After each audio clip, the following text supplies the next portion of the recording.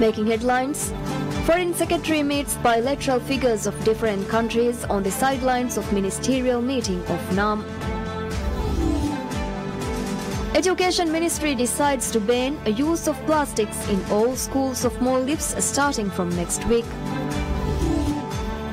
And Malaysian Prime Minister announces the dissolution of Parliament more than 2 months before the end of his 5-year term.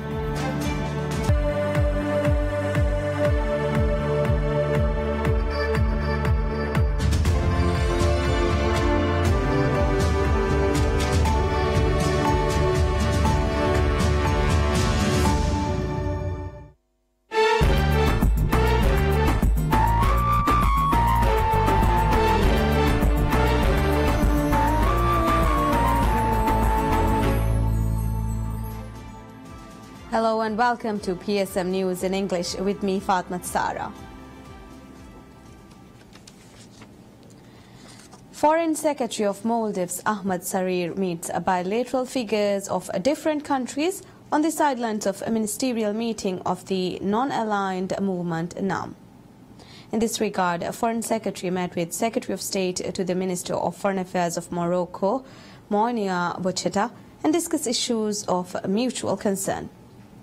Moreover, Foreign Secretary held meetings with heads of delegations of Mongolia, Rwanda, Tanzania and Botswana and discussed areas of mutual interest during each respective meeting. Furthermore, on efforts to enhance bilateral ties, Foreign Secretary called on Minister of Foreign Affairs of Uganda, Oriam Henry Okello. During the meeting, the Foreign Secretary and the Ugandan Foreign Minister discussed areas of mutual interest and cooperation. The Maldivian Foreign Secretary also met Deputy Minister of Foreign Affairs of Belarus, Andrei Depkunias, on the sidelines of NAM and discussed areas of mutual interest. The Foreign Secretary is currently in Azerbaijan, attending the ministerial meeting of NAM to represent the Maldives and its interests at the meetings. The Maldives became a member of the NAM on 15 August 1976 and has since then participated and contributed to the work of the movement. NAM was established in 1956 and counts 120 countries amongst its members.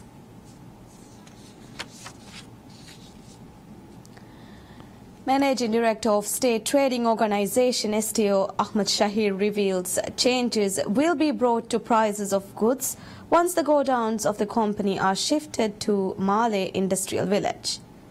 Speaking on a program aired on PSM News, Managing Director Shahir noted the difficulties in parking of heavy vehicles in the capital city.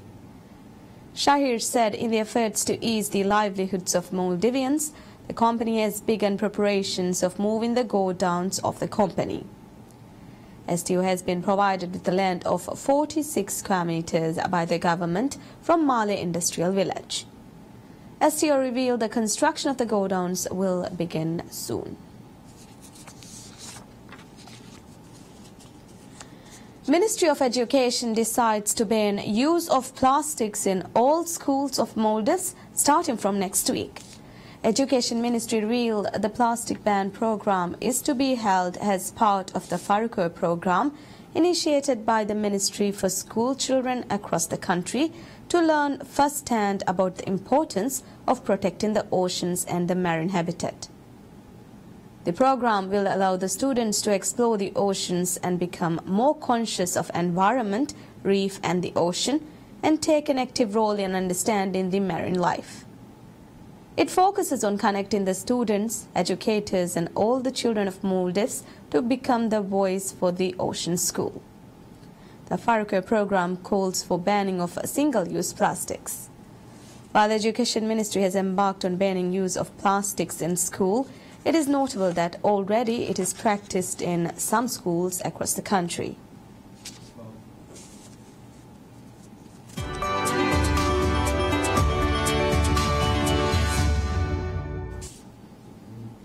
And in business, we have Maldives Inland Revenue Authority MIRA begins an initiative to establish automatic exchange of information AEOI standards in the Maldives. MIRA aims to inaugurate the establishment of AEOI standards in Maldives by 2020. The Automatic Exchange of Information portal provides a comprehensive overview of Organization for Economic Cooperation and Development (OECD) and the Global Forum on Transparency and Exchange of Information for tax purposes in the area of automatic exchange of information, in particular with respect to the Common Reporting Standard. Over 100 countries have adopted the standards, and with Maldives becoming a member of Global Forum on February 2016, the standards are developed under the agreement to pave way for international acknowledgeable information exchange mechanism. MIRA revealed in January this year a high-level delegation from Global Forum has met with all banks and insurance companies operating in the country to discuss and to establish such standards in the Maldives.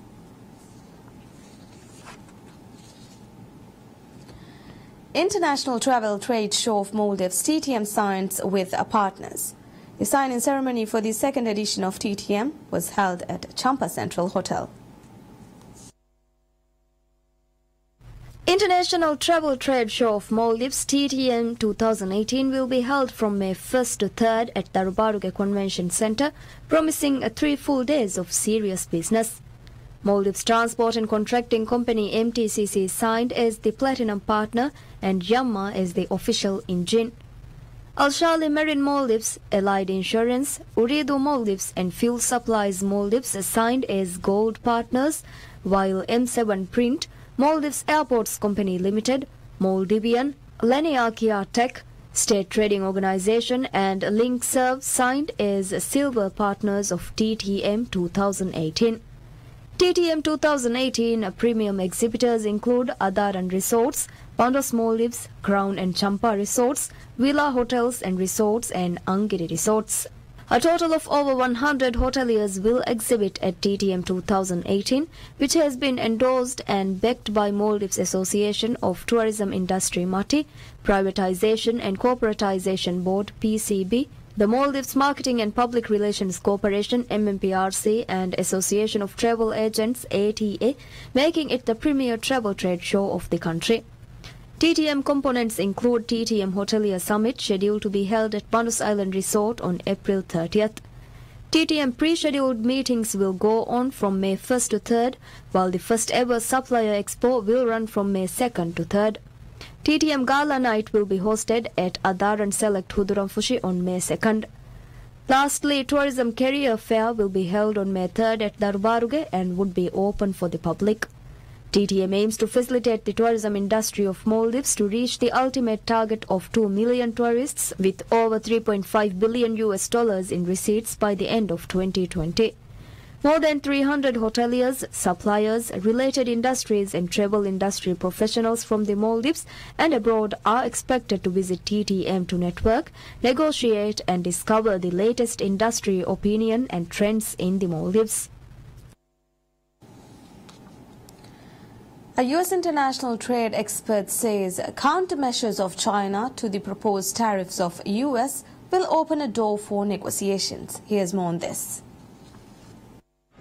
Hours after the U.S. President Donald Trump administration announced proposed tariffs on products from China worth some $50 billion, China unveiled countermeasures targeting the same value of U.S. goods. CEO of Business Environment Risk Intelligence, Berry, Saruhan Hatipoglu, appreciates China's restraint in its countermeasures. It was a response from what the United States has done. And by the way, Chinese government has been preparing for this ever since the election of President Trump. So what we're seeing here with the 50 billion tariff announcement and then what was responded by China is actually a good thing in that it opens the door for negotiation. Hatipoglu believes that a trade war brings harm to both sides, and he reminds the U.S. to look at history to see what will happen.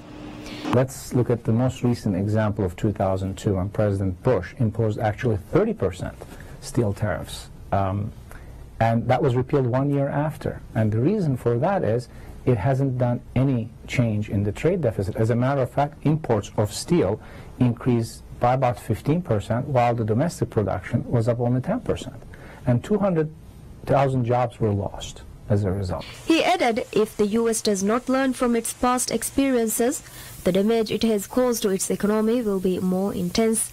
If you're sacrificing your economic benefits or the welfare of your nation for political gain, when those individuals, be it agriculture or manufacture, start getting hurt because of these policies, the patriotism is not going to work. At that point, President Trump might not find a big enough American flag to hide under, because he'll lose that election. According to Hatipoglu, the next 6 months will be critical to future trends of trade friction between China and the US.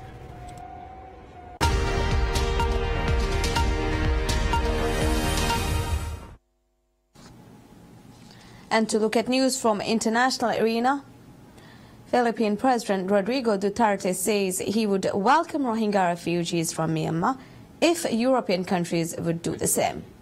Duterte said Philippines is willing to accept refugees and that his government is willing to help. Duterte's comments comes during an awarding ceremony at the Presidential Palace in Manila, where he criticized the International Criminal Court for beginning a preliminary examination into his anti-drug campaign that has killed more than 4,000 of his own people since 2016.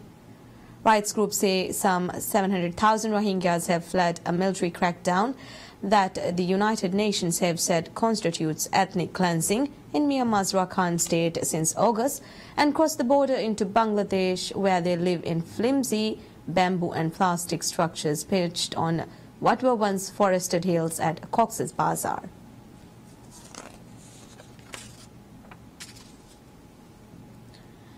Malaysian Prime Minister Najib Razak announces the dissolution of Parliament more than 2 months before the end of his 5-year term, paving the way for a general election. Malaysian Prime Minister Najib Razak, who is burdened by a multi-billion-dollar scandal linked to a state fund, is under pressure to deliver an emphatic win for his Barisan Nasional BN coalition as he struggles to appease voters unhappy with rising living costs and a blunt challenge by his old mentor and former Prime Minister Mahathir Mohamad. Najib is widely expected to retain power, especially with a deep rift between Mahathir's opposition alliance and the Pan-Malaysian Islamic Party PAS, which analysts expect will split the opposition vote. Najib said he met Malaysia's King Sultan Muhammad V to gain approval for the dissolution. Polling day must be held within 60 days from the dissolution of Parliament. The Election Commission is expected to meet within the week to announce a date for the vote. We take a short break to bring you prayer calls. Stay tuned for more updates on recent current affairs stories.